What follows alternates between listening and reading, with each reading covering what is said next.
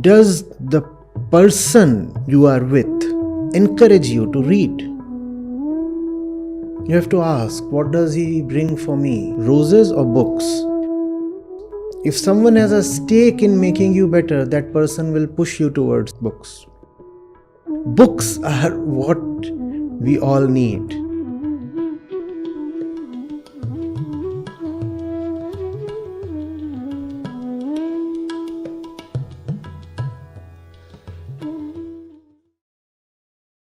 Good evening, sir. Sir, if my parents tell me to concentrate on my education, like studying, but I can't concentrate on it. So it means education isn't worth it to concentrate. Sir, that one I want to ask. The question that I must first of all address is, why must a 22 or 25-year-old quote his parents when it comes to asking a question? That's the fundamental problem. Sorry, sir.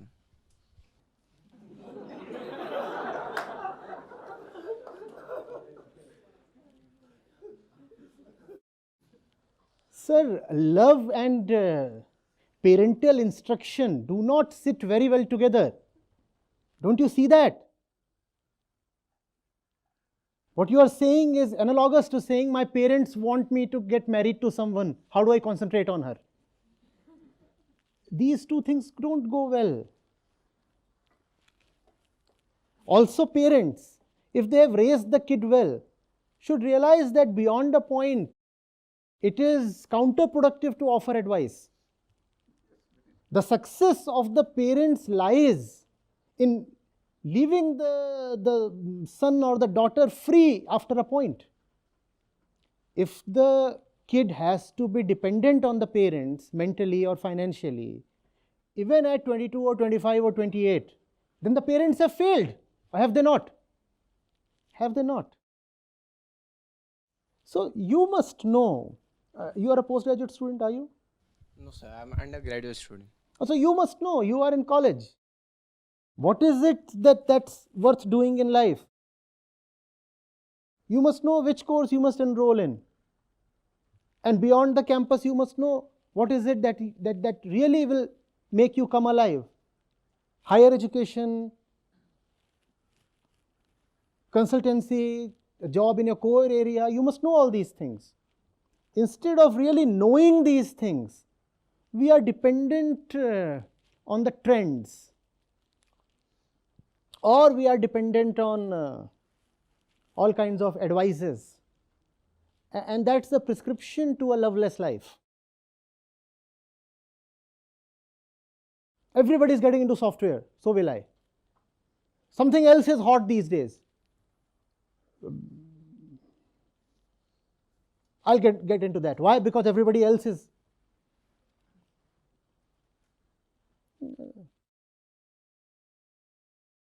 Doesn't help. That's not the game, is the way the game is played.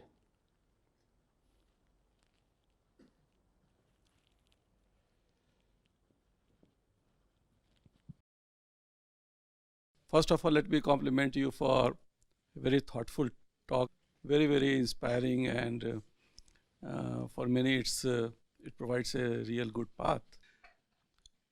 Now, the one thing about the youth or the IIT people they are struggling with is how to remain organized. Population right now has many objectives. You see the job that they are doing, their moonlighting type of thing happening, 2 jobs together.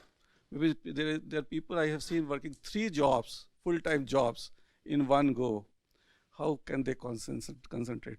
People are now thinking of too many things. And will that really lead to success? I have my own doubts on that, but you are a much more knowledgeable person. Can you connect it with our scriptures and substantiate? So the scriptures do not talk of focus or concentration. They talk of attention. And there is a fundamental difference there. It might be a little boring to hear, but please hear me out. The one focusing is the ego, right? Who is the one who focuses on somebody or something? The ego is the focusing entity, right? Right? When is it that you just focus or concentrate on something? Come from your experience, you know that, right? When that thing seems to fulfill your desire, correct? The more a thing seems or promises to fulfill your desire, the more quickly and smoothly you focus on that thing. You concentrate on that thing, right? Prioritize it, kamna, desire. So it is not focus or concentration that Vedanta talks of, it talks of attention. Attention is a totally different quality. It says find out, figure out, inquire, know. Concentration is with the purpose of consumption. Attention is with the purpose of dissolution, self-dissolution. I want to keep my own opinions and desires aside. I want to know what that thing really is much more important than my opinion of that thing. That's attention. There is a great difference between concentration and attention. Also, when you go into the nature of desire, desire by definition always remains incomplete, right? No desire ever gets fully completed. And if concentration follows desire, concentration will have to be fickle. What do you mean by fickle? Temporal, not lasting. Because you were concentrating on something only as long as it seemed to fulfill your desire, right? If I tell you concentrate on this, and from here $1 million will rain on you, you will immediately concentrate on this. But sooner than later you will discover that no dollars are going to rain from there. And then what will happen to your concentration? Tell me, please. All right. Please focus, $1 million. Then somebody else comes up and says, focus on this, $1 trillion. What happens to the concentration? Gone. That's the thing with concentration. It cannot remain stable, and that's why there is a problem in concentrating. Have you experienced that problem? It's not that you have lost concentration, it's just that your concentration has shifted to another place that seems more promising. Man keeps meandering between all these various places. The thing is, dollars won't rain neither from here nor from there. And therefore, we are never able to fully focus on, concentrate on any one thing. Attention, we said, is a different thing. In attention, there is love. And then you are not approaching the thing with desire. Love and desire are different things, right? You are now not approaching that thing with desire. You want to know. You are genuinely interested. And therefore, attention is stable. But there is a big catch. You cannot just love anything in random, right?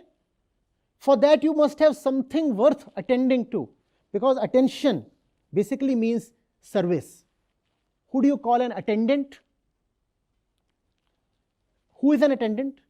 Someone who is there to serve you. So attention means service. So if you want to attend to something, first of all, that thing must be worth it. Or can you start serving just anybody?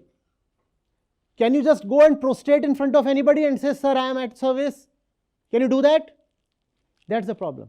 The subjects that we concentrate on are not worth it. And that's why concentration is fickle. If you want to get rid of that problem, first of all, you will have to figure out a subject, which basically means an object. I'm talking to students, therefore I said subject in terms of academics. Basically, it's object, technically speaking. You'll have to figure out something you can fall in love with, and then there'll be no problem of concentration. If you have been given in something that is not worthy of your love, you will always have a problem of concentration. Is that not obvious? You are forcibly attending to something. Now that attention won't last. That's just concentration. There is nothing in that. But we are telling our kids all the time, you please concentrate on that. The kid has no love for that. How can the concentration have any depth? The problem is not that the mind is unstable. The problem is that the mind is thirsty for something very special, and we are unable to provide that special thing to the mind. When you will be able to provide that thing to the mind will remain on that thing.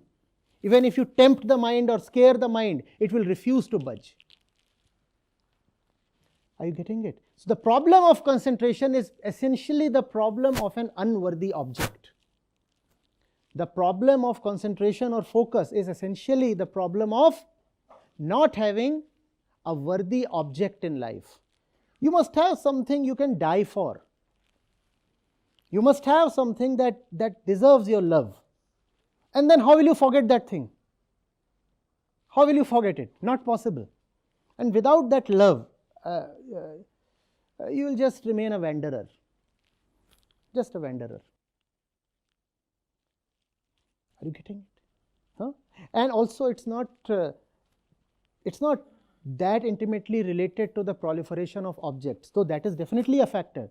As you said that in the olden days here in IIT, people didn't have so many places to go to, let's say outside the campus, and so many internet-based options were not there, and today they are there, and people are moonlighting and gaslighting, and all those things are happening.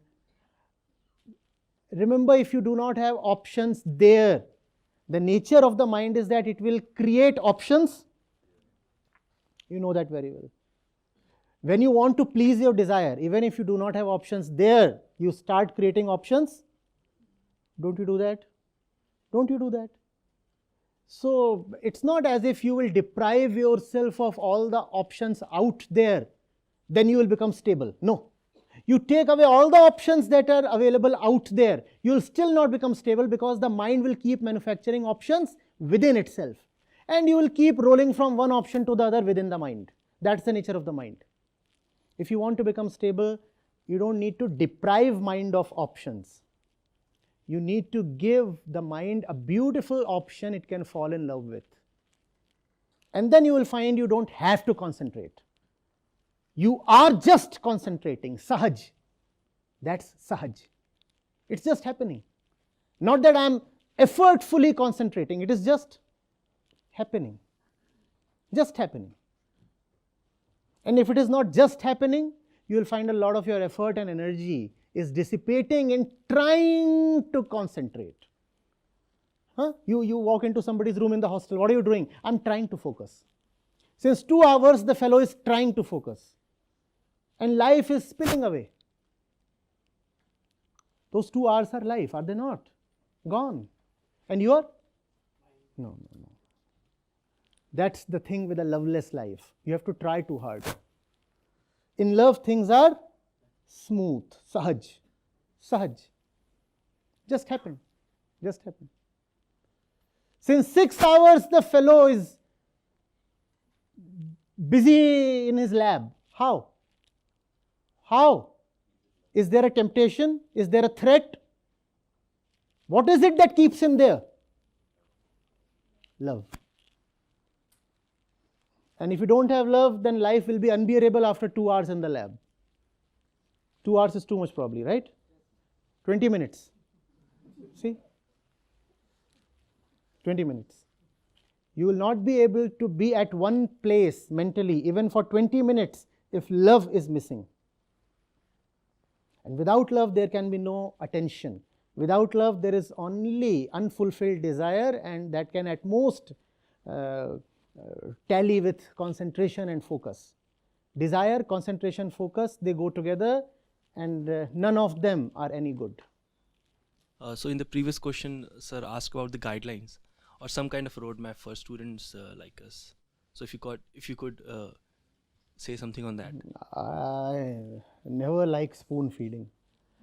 I have told you that you will be able to stick to something only when there is love, which basically means there is no need to be at places and with stuff that is not worthy of love. So that's the guideline.